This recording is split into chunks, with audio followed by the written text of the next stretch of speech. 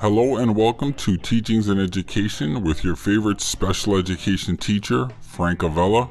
This video will cover everything you would ever need to know about special education.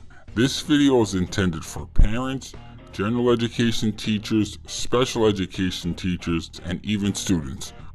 We'll begin with a brief overview of special education. Special ed is intended to educate students in a way that addresses their specific needs. So what is the purpose? It should build upon and enhance a student's strengths, but also identify their weaknesses, say mathematics, and provide supports for that specific weakness to help them succeed in those areas. The history of special education was a long journey, beginning where disabled children were excluded from education and placed in institution-like schools, to now where children are protected by law.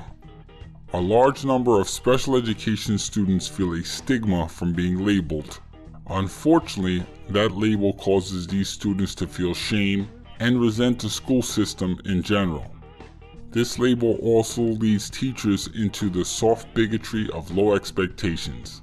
Teachers feel sorry for these students and don't expect them to be able to succeed. And wrongly so, they dumb down their teaching. Next, how do students become eligible for special education services? Well, it starts with a referral. In fact, schools have an obligation to, quote, find children with disabilities. The referral leads to a comprehensive evaluation using psychometric tests. Licensed school personnel carry out these tests and interpret their results. An IEP team is formed and they make the determination of eligibility. The determination is measured by 2 criteria points. First, the child must fall into one of the 14 identified disabled categories. Second, the disability must be adverse to the child's education. If criteria is met, an IEP is written. The IEP must be followed by teachers and school personnel. Annual meetings must take place as well. Moving on to the least restrictive environment, LRE. The LRE describes a cascade of services for students, and that basically describes the various educational settings that special education students are placed in. The least restrictive environment is one where special education students spend most of their time with non-disabled peers, meaning a general education classroom. A more restrictive environment is one where students spend part of their day in special education classes and the other part of their time in the general education classes. Getting more restrictive is having students spending their entire day in special education classes. A further restrictive environment is to place students in an all special education school, where they don't get any time with non-disabled peers. Lastly, we have a homebound or residential setting. Students are further isolated and kept from non-disabled peers. This setting is considered the most restrictive of all settings mentioned here. Now, we're going to move on to the Individualized Education Plan, the IEP. Students that are classified as having a disability are given an IEP, which is a legal document to be enforced. The first component of an IEP is a statement of services, which details the types of services the child will receive.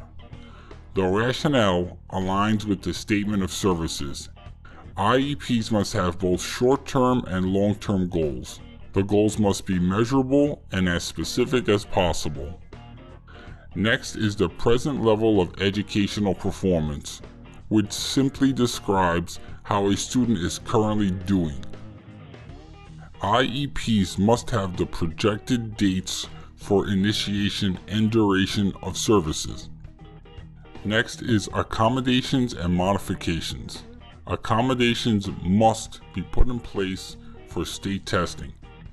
Students need to have a plan for transition and post-secondary life beginning at the age of 16 until they graduate from high school. Now let's take a look at some of the major legislation that created this system of special education. First up is Public Law 94-142. The cornerstone is FAPE, which stands for Free and Appropriate Public Education for All Children.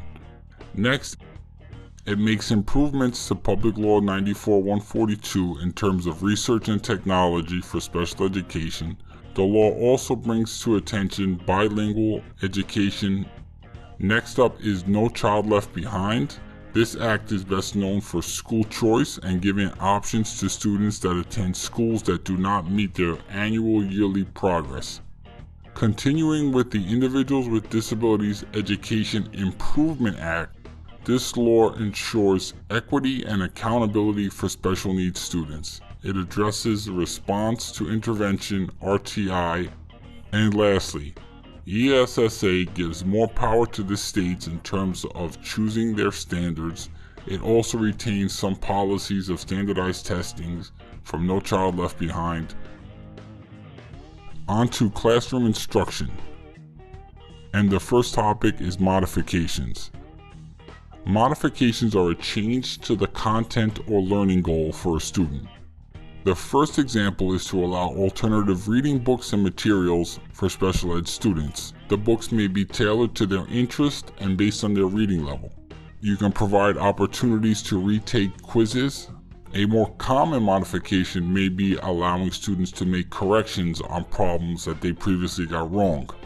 The next example is to provide word banks on their exams. This would of course be for fill-in type questions. Some teachers reduce the number of questions on their tests for special education students. These are modifications that general education students would not receive. Next are accommodations. Accommodations are a change in the way a student can access content or tests. The first example is preferential seating. The students get closer and closer to access the teacher during the lesson. If students have trouble accessing material through writing, you can use books on tape. Students can get extended time during testing. They can have longer duration of access to questions and test content. Some teachers use accommodations that go as far as to allow for open notebooks during testing. Next, we move on to some actual teaching strategies for special education students. Special education students, more than most, require differentiated instruction, and teachers can differentiate by 3 different ways: the content, the process, and the product. Classroom lessons and assignments should be broken down into smaller, more manageable tasks. Formative assessment is important because these students quickly fall behind their non-disabled peers. Graphic organizers will specifically help by outlining connections between concepts and ideas. Teachers should use questioning techniques to keep students engaged and help expand on their existing knowledge. Problem-solving strategies will help close the existing achievement gaps found in their standardized test scores. Help these students out by sending reminders time and time again, and use technology to do it. And lastly, build cognitive rigor through lesson objectives to develop the necessary critical thinking skills. Next, the classroom environment. The classroom environment may be adapted for special education students. One way is to limit visual distractions. This includes bright, dazzling posters, models, and figures. Teachers should create and enforce speaker rules. This will limit the amount of interruptions that occur. For special needs students that quickly forget, labels can really come in handy for classroom supplies. Teachers should also provide class schedules for further organization. Relaxing music will often help settle down a rambunctious classroom of students. Teachers need to instill protocols for actions such as going to the bathroom, sharpening pencils, and much more. Students should have proper lighting so they can see the board and their assignments. And special needs students must take preference in the seating arrangement.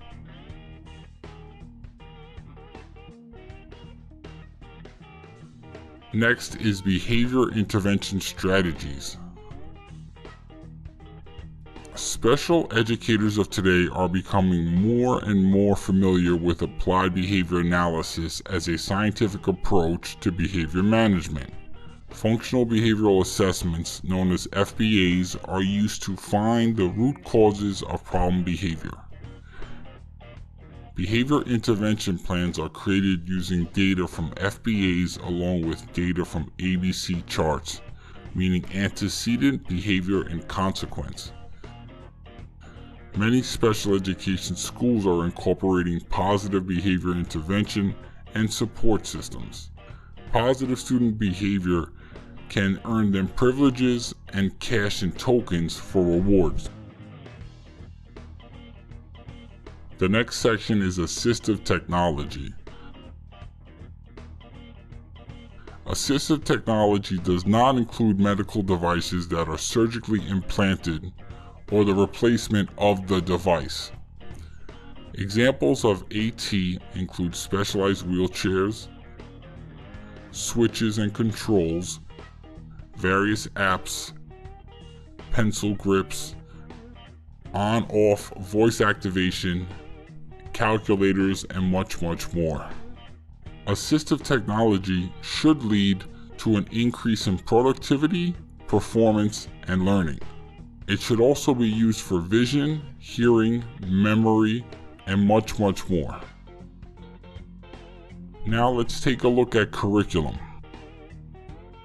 Special education students in particular benefit from emergent curriculum, which are projects and activities that have been inspired by student interest. Similarly, there is functional curriculum, which focuses on basic living skills along with vocational skills. Just because these students are special needs doesn't mean they shouldn't be challenged with higher order thinking skills. The curriculum should reflect that. Special education students usually require a slower pace of curriculum delivery as compared to general education students. And lastly, cooperative learning can be used as a way to foster soft skills for special needs students.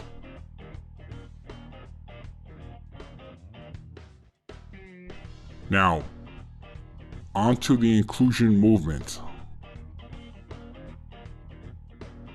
The inclusion movement is the belief that students with disabilities belong in the general education classroom. This movement is based on an idea that there are no excuses to leaving special needs students out of the general education classroom. The school just needs to find a way to make it work. And one way to make it work is by providing supports for the student. The supports are designed to help students reach the ultimate goal of a diploma. And if it isn't working, schools create alternative paths to get a diploma. On to families of special needs students. Educators should look to build relationships with families of special needs students. The first step towards building a relationship with families is to create a safe and supportive environment. Basically, the school needs to do its job first. Educators should be professional in their meetings with their families. Families are going to have their concerns, and it's up to the educators to explore these concerns. Educators also have a duty to inform parents of their rights. Many schools today hand out advocacy pamphlets. As a special teacher, every day in our job is different, and there may be challenges that come with it. One of the primary causes of teacher burnout is an excessive workload. Let me share to you my song parody, No Child Left Behind. All the teachers around the world, thank you for your patience and service to the children of our country.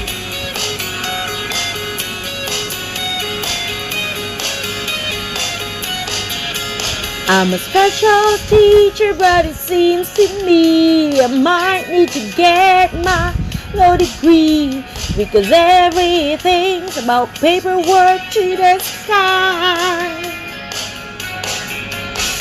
And now and then when I see the kid's face, reminds me why I come to this place. But then there's my paperwork and I want to break down and cry. Oh, oh, oh, oh, no child left behind. Oh, whoa, whoa, whoa, no child left behind.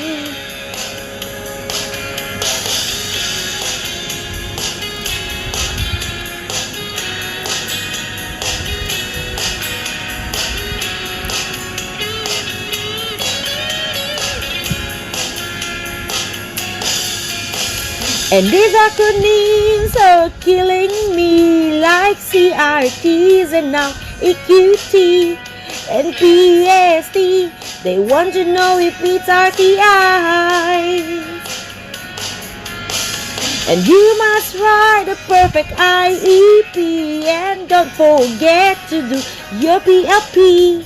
And if you don't need strategies, if you will grind and surely die. Oh, sweet child of mine. Oh, oh, oh, oh, no child left behind.